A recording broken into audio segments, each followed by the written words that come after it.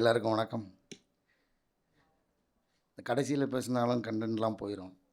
முதல்ல கூப்பிட்டாலும் என்ன பேசுகிறேன்னு தெரியாதுன்ற ஒரு சிக்கல். நடுவில் கூப்பிட்டா கொஞ்சம் ஏதாவது நோட்ஸ் எடுத்துக்கலாம். இப்போ ஒரே நெர்வஸாக இருக்குது. அது வேறு நிறையா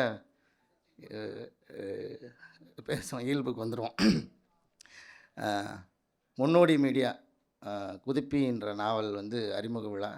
அதில் வந்து அண்ணன் கருப்பழனியப்பன் அவரோட இயக்கத்தில் குக்கருங்கிற திரைப்படமாக போகுது. அதில் நான் நடிக்க போகிறேன். அதை பற்றி நிறைய பேச வேண்டியது இருக்குது. எனக்கு அண்ணனோட அறிமுகம் பற்றி பேசிட்டு அப்புறம் நாவல் பற்றி நாவல் வேறு படித்து அந்த கதையை வேறு சொல்லணும். ஆஃபீஸ் போயிட்டு வந்துக்கிட்டே இருக்கிறேன். இந்த கதையை பண்ண போகிறேன்னு சொல்லிட்டாங்க. ஓகேன்ட்டு அதுக்கப்புறம் யார் ரைட்டர்னப்போ ஒரு தோழர் காமத்துறை அப்படின்றப்ப ஏற்கனவே நாங்கள் ஒரு படம் பண்ணியிருக்கோம். ஹர்காரான்ற ஒரு படத்துக்கு அவர் தான் எழுதியிருந்தார். அப்போ சரி, அப்போ நம்ம பழக்கம் தான், ஒன்றும் பிரச்சனை இல்லை. அப்போது இந்த கதையை பற்றி எப்படி தெரிஞ்சுக்கிறதுனா, அப்போ ஓவராலாக ஒரு நாள் சொல்லிட்டாரு. இப்போ அவ்வளோதான் போல இருக்குன்னு நானும் விட்டேன். போன வாரம் யதார்த்தமாக பேசிட்டு இருக்கும்போது நீங்கள் நாவல் படிச்சிங்களா இல்லையான்னு கேட்டார். எனக்கு கொடுக்கவே இல்லைண்ணே அப்படின்னு. 250 புக்கு எல்லாருக்கும் கொடுத்துருக்கு, உங்களுக்கு கொடுக்க மாட்டேன் அப்படின்னு. போன வாரம் தான் கொடுத்தாரு. அதை வாங்கி பரீட்சைக்கு படித்த மாதிரி படிச்சுட்டு வந்திருக்கேன் நான். ஷூட்டிங்க்கு நடுவில் அப்பப்போ எடுத்து மார்க் வச்சு பேப்பர்லாம் வச்சு படிச்சுட்டு வந்திருக்கேன். ஏன்னா நமக்கு படிக்கிறது கம்மி, எப்போவாது தான் படிக்கிறது. அந்த வகையில் வந்து அண்ணன் ஒரு நாள் எனக்கு அண்ணனை வந்து ரொம்ப பிடிக்கும். அப்படின்னா ஆரம்பத்தில் வந்து இந்த சத்யம் தேட்டர்லலாம் ட்ரை பண்ணும்போது ஆடியோ லான்ச்லாம் நடக்கும்போது அண்ணன் வந்துட்டாருன்னா நாங்கள் குஷி ஆயிடுவோம் எங்கள் டீம்லாம். ஏன்னா எப்படியும் சுவாரஸ்யமாக பேசுவார். அவருக்காக வெயிட் பண்ணி அவர் பேசுனதுக்கு கைத்தட்டி தான் வருவோம். ஸோ அப்படி இருந்தது. கொஞ்சம் கொஞ்சமாக அப்படி வேஷங்கள்லாம் கிடச்சி நடிச்சிக்கிட்டு இருக்கிறோம். ஒரு நாள் அருண் சாரோட அசிஸ்டண்ட்டு வந்து அருண், அப்புறம் பிரம்மாண்ணன், நான் எப்படின்னா நான் ரிவர்ஸில் எல்லாமே எல்லோரும் ஒரு டைரக்டர் படத்தில் நடிச்சுட்டு அடுத்த அசிஸ்டன்ட் அவங்களோட உதவியாளர்கிட்டலாம் நடிச்சுட்டு வருவாங்க. நான் அப்படியே ரிவர்ஸில் சாரோட அசிஸ்டன்ட் படத்தில் 2 படம் நடிச்சிட்டேன். அதுக்கப்புறம் தான் அண்ணன் படத்தில் நடிக்க போகிறேன். இப்போ அவங்க ஒரு நாள் கூட்டிகிட்டு போனாங்க அண்ணா ஆஃபீஸ்க்கு. பேசிகிட்டு இருந்தோம், ஜென்ரலாக பேசி முடித்தாச்சு.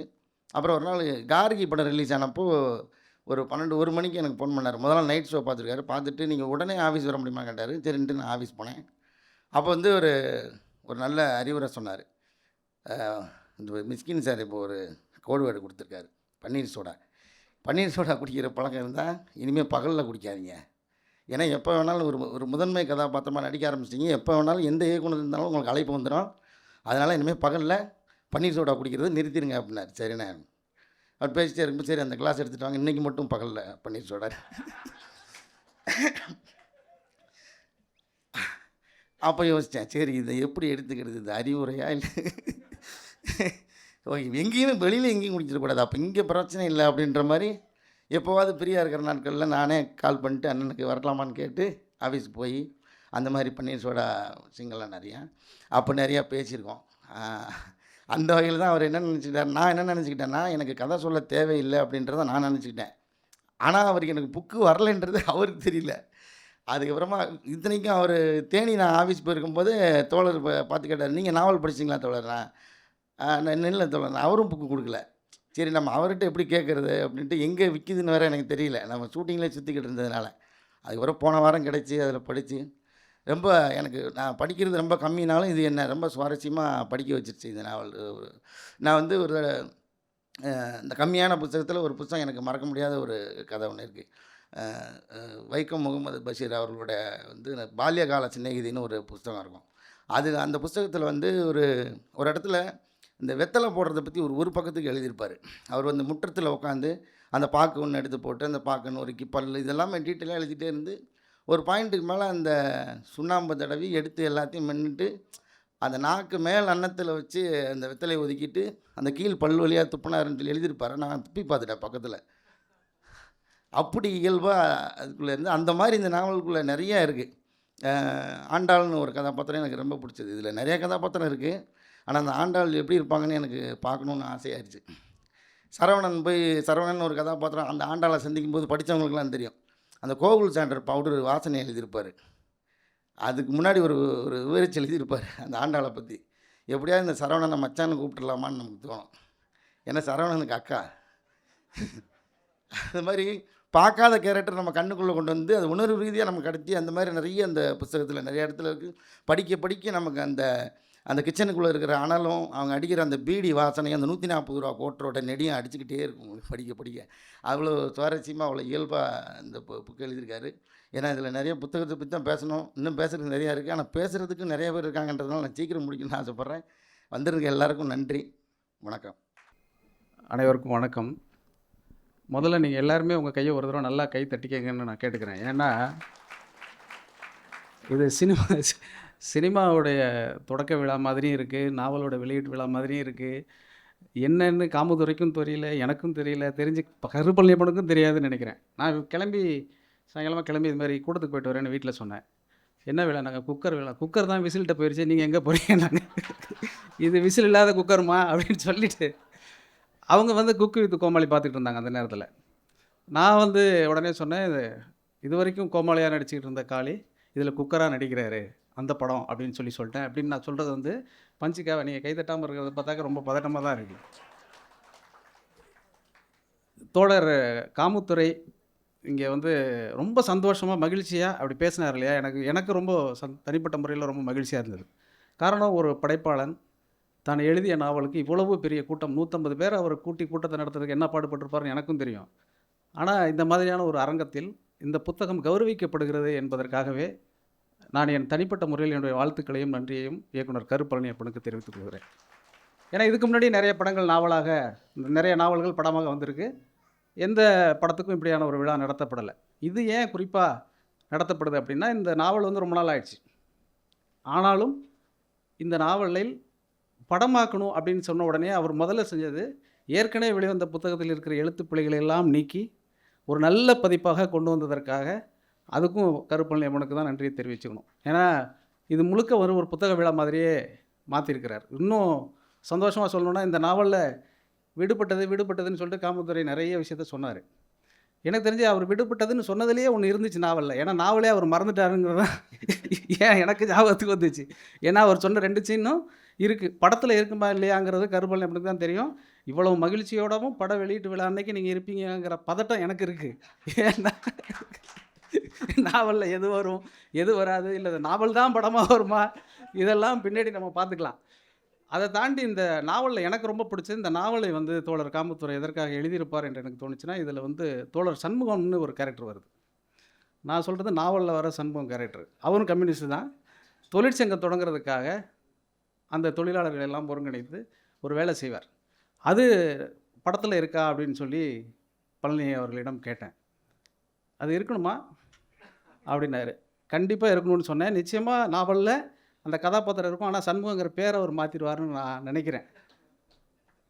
இந்த நாவலை படிக்க என்ன தோணிக்கிட்டே இருந்ததுன்னா, ரொம்ப உணர்ச்சி பிளம்பாகி இந்த கதையை அவர் எழுதினது தான் இருக்கும். அதனால தான் அவர் ஒரு 50 அத்தியாயம் எழுதியிருக்கிறாரு, இன்னும் நிறைய வச்சுருக்கிறேன்னு அவர் சொன்னதுக்கு காரணம் வந்து என்னென்னா, அவருக்கே மறந்துடுச்சு எதை சொல்லியிருக்கோம் எதை சொல்லலைங்கிற அளவுக்கு அவர்களுடைய வாழ்க்கை முழுமையாக அதில் சொல்லியிருக்கிறாரு. ஒரே ஒரு குறையாக அந்த நாவலில் எனக்கு பட்டது, எந்த இடத்திலும் அந்த சாரதியை, அந்த கதாபாத்திரத்தை யாருமே வந்து பாராட்டவே மாட்டாங்க. அவர் ஒரு 1000 பேருக்கு சமைப்பார், அவசரமாக போய் சமைப்பார், சும்மா சமைச்சு கொடுப்பாரு, எல்லா வேலையும் செய்கிறத பற்றியெல்லாம் அதில் இருக்கும். எங்கேயுமே ஒரு இடத்துல கூட அந்த சமையற்காரரை அந்த விழாவுக்கு வந்த யாருமே வந்து பிரமாதமாக சமைச்சிங்க அப்படின்னா அந்த நாவலில் வரவே வராது. இந்த படம் பார்க்குற அத்தனை பேரும் மிக சிறப்பாக சமைச்சிங்கன்னு சொல்ல வைக்கும் விதமாக அமையுங்கிற நம்பிக்கை எனக்கு இருக்குது. குறிப்பாக பழனியப்பனுடைய முதல் படத்திலிருந்து எல்லா படத்திலும் நான் பாட்டு எழுதியிருக்கேங்கிறத தாண்டி என்னுடைய எல்லா புத்தகத்திலும், என்னுடைய வாழ்க்கையினுடைய எல்லா சந்தர்ப்பத்திலும் ஒரு தொடர்ச்சியாக இருந்துக்கிட்டே இருந்திருக்கிறார். அதனால் கூடுதலாக சொல்வதுங்கிறது மிகையாக சொல்வது மாதிரி ஆயிடுங்கிறதுனால தயங்கி நான் சொல்கிறேன். அவருக்கு பாட்டு எழுதுறது ரொம்ப கஷ்டம். என்ன பிரச்சனைனா, மற்றவங்களுக்கெல்லாம் பாட்டு எழுதிடலாம், அவருக்கு இலக்கண புத்தகம்லாம் படிக்கணும். மற்றவங்களுக்கு இலக்கணமே தெரியாமல் போய் பாட்டு எழுதணும், அவருக்கு முழு இலக்கணத்தை படிச்சுட்டு போகணும். நம்ம வந்து சுச்சுவேஷன் பற்றி தானே எல்லாருமே சொல்லுவாங்க, அவர் சுச்சுவேஷன் பற்றி சொல்ல மாட்டார். இது வந்து இந்த அணி இலக்கணத்தில் எழுதணும் அப்படின்னு சொல்லி, இந்த பிரிவோம் சந்திப்போம்னு ஒரு படம், அந்த படத்தில் இதே மாதிரி தான் ஒரு 5 பாட்டு நான் எழுதினேன். 5 பாட்டு உண்மையிலே நான் படித்தது பட்டய பொறியியல் தான், இன்ஜினியரிங் படிச்சுட்டு தமிழ் எனக்கு ஆர்வம் இருக்குது, சங்க இலக்கியமெல்லாம் படிப்பேன்னா கூட பாட்டு எழுதுறதுக்காக ஒருத்தர் இலக்கணம்லாம் கடுமையாக படிச்சுட்டு போக வேண்டிய அவசியம் இருக்காது நினச்சிருக்க நேரத்தில் சுச்சுவேஷனுக்கு போய் கேட்டோம்ன உடனே கனவு காணவே முடியாத ஒருத்தன் கனவு காண்றான், அதை பற்றி பாட்டு எழுதுங்க. கனவு காணவே முடியாதவன் எதுக்கு சார் கனவு காண்றான், அதுக்கு எதுக்கு சார் பாட்டுன்னு நான் கேட்பேன். அவருக்கு ஒரு வியாக்கியானம் சொல்லுவார். உண்மையிலே சுச்சுவேஷனே சொன்னது கிடையாது. அவர் சுச்சுவேஷன் மாதிரி ஒன்று சொல்லுவார். எனக்கு தெரிஞ்ச அவர் முழுமையாக கதை சொல்லி இதுதான் படமாக எடுக்க போகிறேங்கிறது இந்த புத்தகம் தான். இந்த புத்தகத்தை தான் அவர் முதல்ல இதுதான் கதைன்னு அவர் சொல்லி, நான் ரொம்ப நம்பிக்கையோட பரவாயில்ல இதுதான் வரும்னு, அப்புறம் அவர் வந்து வீட்டில் வந்து ஒரு தடவை கதை மாதிரி ஒன்று சொன்னார். நாவல் அதுக்கு முன்னாடி நான் படிக்கல. நாவல் படிச்சோன்னே, நாவலில் சொன்னதுக்கும் நாவலில் இருக்கிறதுக்கும் நீங்கள் சொல்கிறதுக்கு ஒன்றுமே இல்லையே அப்படின்னேன். நாவல் இருக்கிறத எப்படி படமா எடுக்க முடியும்னாரு. அப்போ இந்த சுச்சுவேஷன் கிடையாதா? இப்போ என்னெல்லாம் வரப்போகுதுங்கிற மாதிரி மறுபடியும் ஒரு சந்தேகத்தை ஏற்படுத்துது. என்ன ஒரே ஒரு உதாரணத்தை சொல்கிறேன்னா, இந்த பிரிவும் சந்திப்போம்னு ஒரு படம். அதில் வரிசையாக ஒவ்வொரு சுச்சுவேஷன் போகும்பொழுதும், சரி இந்த பாட்டு ஏதோ ஆசைக்கு ஒரு உவமை அணியில் எழுதுங்க, அடுக்கு தொடரில் எழுதுங்க அப்படின்னு ஒன்று ஒன்றா சொல்லிட்டு இருந்தார். நான் போய் முதல் நாள் நைட்லாம் உட்காந்து தண்டி அலங்காரம், காரிகை, ஆப்பலங்காரிகை எல்லாம் படிச்சுட்டு மறுநாள் நாள் போய் எழுதிட்டேன். கடைசி பாட்டு அங்கே போகும்பொழுது வித்யா சார் வந்து உடனே எழுதின உடனே அங்கங்கே உடனே டியூன் போட்டுருவார். இது 2 மாஸ்டர் வேறு. அவர் மியூசிக்கலாக ஒரு மாஸ்டரு, இவர் இலக்கணத்தில் ஒரு மாஸ்டரு. எனக்கு தெரிஞ்சு ரெட் இங்க் வச்சு பாட்டு பேப்பர் திருத்தி நீங்கள் பார்த்துருக்கீங்களா? அவர் திருத்துவார். அவர் திருத்துவார். டிக் அடிச்சுட்டே வந்து இந்த இடத்துல ஒற்று வரும்ல அப்படின்னு. ஒற்று தமிழே வராமல் பல பேர் பாட்டு எழுதியிருக்க நேரத்தில் ஒற்று வரும்லாம் நம்மள்ட்ட கேட்டு, நான் உடனே எங்கள் தமிழ் வாத்தியாருக்கு ஃபோன் போட்டு, சார் பற்றி செய்வதுக்கு இச்சு வருமா சார் அப்படின்னா, வரும்பா அப்படிம்பாரு. சார் பாடும்போது நல்லா இல்லை அப்பனா விட்டுரும்பார் அவர். இந்த மாதிரியாக நினச்சிருக்கு ஒரு சுச்சுவேஷனை சொன்னார். என்ன சுச்சுவேஷன் அப்படின்னு கேட்டோன்னா, இதில் சுச்சுவேஷன் இல்லை, இதில் அந்தாதி எழுத போகிறோம் அப்படின்னாரு. தமிழ் சினிமாவில் 2 பாட்டு தான் அந்தாதியில் வந்திருக்குங்க. 3வது பாட்டு நான் தான் எழுதியிருக்கிறேன். அப்படின்னா நீங்கள் எல்லோரும் என்ன செய்யணும்? உடனே கை தட்டணும். ஏன்னா இந்த பெருமையும் பழனியப்பனுக்கு தான் சேரும். போனோடனே சுச்சுவேஷன் சொன்னார். இது மாதிரி அவங்க 2 பேரும் சந்திக்கிறாங்க, திருமணம் ஆகிடுச்சு, அவங்க 2 பேரும் சந்தித்து பாடிக்கிறாங்க, சந்தோஷமாக இருக்கலாம் பாட்டு அப்படின்னாரு. சந்தோஷமாக கதாபாத்திரங்கள் இருக்கும், நம்ம எழுதுறதுக்கு எவ்வளோ கஷ்டம் இருக்குங்கிறது அப்புறம் தான். அடுத்தது சொல்கிறாரு, இந்த முதல் வரி முடியும் போது அடுத்த வரி தொடங்கணும், அடுத்த வரி தொடங்கி அந்த எண்டு முடியும் போது திருப்பி வரணும், இப்படி எழுதணும் அப்படின்னா உடனே பரவாயில்ல. வித்தியாசாரை பார்த்தோன்னா அவரும் ரொம்ப மகிழ்ச்சி ஹார்மோனி பெட்டில் எடுத்து உட்காந்துட்டார். நான் உடனே சொன்னேன், நான் உடனே எழுதி கொடுத்துட்றேன். எழுதி கொடுத்தா நம்ம இஷ்டத்துக்கு வசந்த கால நதிகளிலே வைரமணி நீரலைகள் அப்படின்னு நம்மளே எழுதிக்கலாம்ல அப்படின்னா, டியூனுக்கு எழுதணும். நான் சொன்னேன், சாதாரண பரீட்சையை பார்த்தா இது பொது தேர்வால் இருக்குன்னு சொல்லிட்டு அவர் என்ன பண்ணாருன்னா, எழுதி தர சந்தம் போடலை, சந்தத்தை போட்டுட்டு எழுத சொன்னார். தானண்ணனே தானண்ணனே தானண்ணனே தனனே தானண்ணனே தானண்ணனே நீ என்பதும் நான் என்பதும் காதல் மொழியில் ஒரு பொருள் தருவதால் நீயும் நானும் மறைப்பொருள், பொருள் வரும் புகழ், இப்படி ஒரு பாட்டை வந்து பக்கத்தில் உட்காந்து ஒரு குச்சி இல்லாத ஒரு மாஸ்டர் உட்காந்துட்டு பாட்டு எழுத சொன்னால் எப்படி இருக்குமோ அப்படி. ஆனால் அதன் மூலமாக நான் என்ன படிச்சுக்கிட்டேங்கிறது முக்கியம். நான் காலைக்கும் சொல்கிறேன், ஒரு மனிதரோடு நாம் பழகுகிற போது அவரிடத்தில் இருக்கக்கூடிய எல்லா நற்பண்புகளையும் நாம் பெற்றுவோம், எல்லா விதமான அறிவையும் அவர் நமக்கு கடத்திடுவாருங்கிறது தான் நான் சொல்லுவேன். அப்படி எழுதுங்க. நீங்கள் அப்பவும் பாருங்கள், பிரிவும் சந்திப்போக்கு பிறகு நான் ஒரு 2000 பாட்டு எழுதியிருப்பேன். அதற்கு பிறகு என்னுடைய எழுத்தில் ஒரு செழுமையை ஏற்படுத்திய பெருமை வந்து கருப்பழனியப்பனுக்கு தான் சேரும். நான் எந்த மேடையில் இருந்தாலும் நான் சொல்லுவேன், எவ்வளோ பாடல்கள் எழுதினாலும் நான் அந்த பெருமையை அவருக்கு தான் தருவேன். ஏன்னா அவருக்கு எழுதின பாட்டு எல்லாமே ரொம்ப ரொம்ப முக்கியமான பாடல்களாக அமைந்ததுக்கு காரணம் அவருடைய முழு உழைப்பு. தனிப்பட்ட முறையில் யோசித்து பார்த்தால் கூட என்னுடைய குடும்ப உறவாகவும், நிறைய நேரங்களில் வழிநடத்தக்கூடிய ஒரு நண்பனாகவும், வழிகாட்டியாகவும், இப்போதெல்லாம் முன்னோடியாகவும் மாறி இருக்கக்கூடிய அவருக்கு என்னுடைய வாழ்த்துக்களை தெரிவித்துக் கொள்கிறேன். அரசியல்லாம் கொஞ்சம் குறைச்சிட்டு சிறப்பாக இந்த படத்தை நம்ம எடுக்க போகிறோம் இல்லையா அப்படின்னோடனே நீங்கள் கருப்பு சட்டை போட்டு வாங்கினாரு. அப்போவே எனக்கு சேர்க்கு, நீ அரசியலே நீ கருப்பு சட்டையா எதுக்கு? நான் இன்றைக்கி நாளுக்கு வேறு சட்டை போட்டலான்னு நினச்சேன். இல்லை வேறு சட்டை வச்சுருக்கீங்க, நான் வச்சுருக்கிறதெல்லாம் கருப்பு சட்டை தான், அதனால் எனக்கு பிரச்சனை இல்லை, அலெக்ஸுக்கு ஃபோன் பண்ணி கேளுங்கண்ணே, அவர் ஏன்ட்ட இருக்குது சார், நான் எப்படி போட்டு வந்துடுறேன்னு சொல்லி இந்த போட்டு வந்திருக்க கருப்பு சட்டை போட்டு வந்திருக்கிற அத்தனை பேரும் இந்த நிகழ்வோடு சம்மந்தப்பட்டவர்கள் என்பதனால் நாங்கள் எல்லோரும் கருப்பு சட்டை போட்டு வந்திருக்கோம். அதனால் நான் வாழ்த்துவதோ. ஆனால் எல்லாரும் தாண்டி என்னன்னா, இங்கே வந்திருக்கக்கூடிய உங்கள் எல்லோரையும் பார்க்குற பொழுது எனக்கு ரொம்ப நிறைவளிக்கக்கூடிய ஒரு விஷயம் வந்து, இப்படி ஒரு தொடக்க விழாவை இவ்வளவு சிறப்பாக வந்திருந்து நீங்கள் எல்லோரும் உங்களுடைய வாழ்த்துக்களோடு இந்த படம் தொடங்குவதில் தனிப்பட்ட முறையில் எனக்கு ரொம்ப சந்தோஷம் அளிக்குது. இந்த படமும் ஆக சிறப்பான ஒரு திரைப்படமாக அமையும் என்பதில் சந்தேகமில்லை.